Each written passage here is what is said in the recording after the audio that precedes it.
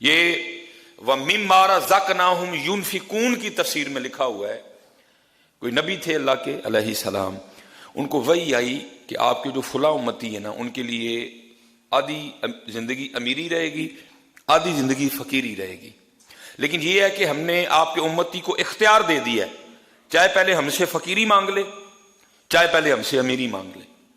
اللہ کے نبی علیہ السلام نے اپنے اس امتی کو بلایا اور بلا کے آپ نے فرمایا بھائی تیرے بارے میں اللہ کا یہ حکم آیا ہے، آدھی زندگی امیری میں گزرے گی، آدھی زندگی غریبی میں گزرے گی، لیکن اللہ پاک فرما رہے ہیں کہ ہم نے اس کو اختیار دیا ہے، چاہے پہلے مجھ سے غریبی مانگ لے، چاہے پہلے مجھ سے امیری مانگ لے۔ اور آگے سرچ کرتا ہے اللہ کے نبی علیہ السلام اگر آپ اجازت دیں تو میں مشورہ کر لوں کسی سے؟ فرما کر لے۔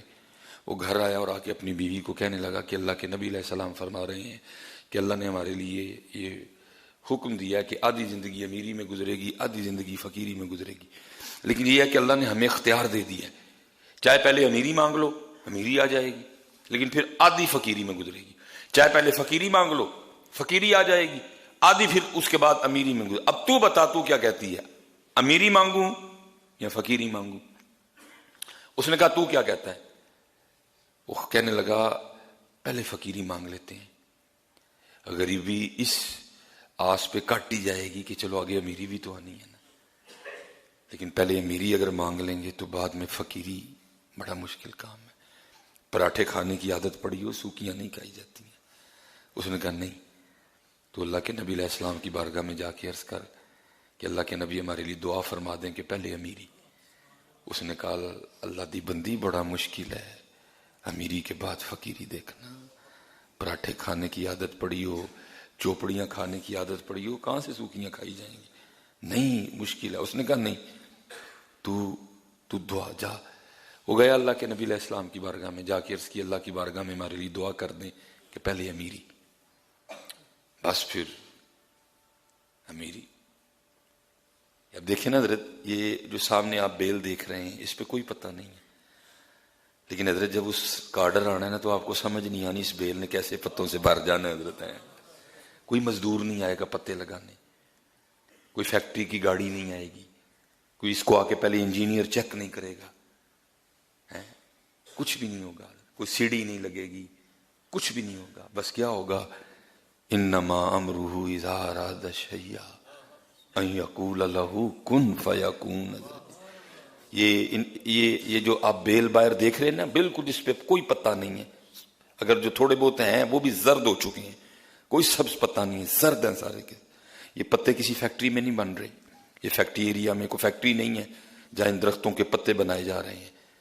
اور اب جناب تیاری ہو رہی ہے کہ ان قریب بہار آنے والی ہے، مارچ میں، اپریل میں، تو جی بھائی مزدور ہائر کرو، ایک ایڈ دے دو بھائی، اربوں کی تعداد میں درخت ہیں، بندے درکار ہیں، پتے لگانے ہیں ان کو، کچھ بھی نہیں ہوگا۔ کیا ہوگا، انما امرہ اذا اراد شیئا ان یقول لہ کن فیکون۔ جب حضرت نو پتے لگتے ہیں نا، ایتھے ہی پھر انج ہی ہوندا ہے حضرت، جب وہ دیتا پھر سمجھ ہی نہیں آتی آتا کہاں سے ہے حضرت۔ پھر آیا حضرت جی، امیری آ گئی۔ اس بیوی نے جس نے مشورہ دیا تھا کہ پہلے امیری مانگ، اس نے کہا اب تو اگر چاہتا ہے نا کہ تیری امیری قائم رہے تو پھر ایک کام کرنا، اگر ایک چادر اپنے لیے خریدے نا تو کسی غریب کے لیے بھی خریدنا، اگر کوئی جوڑا اپنے لیے خریدے نا تو کسی غریب کے لیے بھی خریدنا، جو اپنے گھر میں پکائے اس میں سے کسی غریب کو بھی حصہ دینا، تیری امیری کو کچھ بھی نہیں ہوگا۔ وہ اللہ کے نبی علیہ السلام کا گزر ہوا، دیکھتے کیا ہے، ریل پیل ہے جی، لیکن وقت جو ہے نا وہ فقیری کا شروع ہو چکا ہے۔ اللہ کے نبی علیہ السلام نے اس بندے کو بلوایا، آپ نے فرمایا تیرا فقیری کا وقت شروع ہو چکا ہے، لیکن یہاں تو ریل پیل ہے، یہ کیا وجہ ہوئی؟ وہ آگے سے عرض کرتا ہے اللہ کے نبی بس اتنا کیا، جو اپنے لیے خریدا نا وہ کسی غریب کے لیے بھی خریدا ہے، جو خود کھایا وہ کسی غریب کو بھی کھلایا۔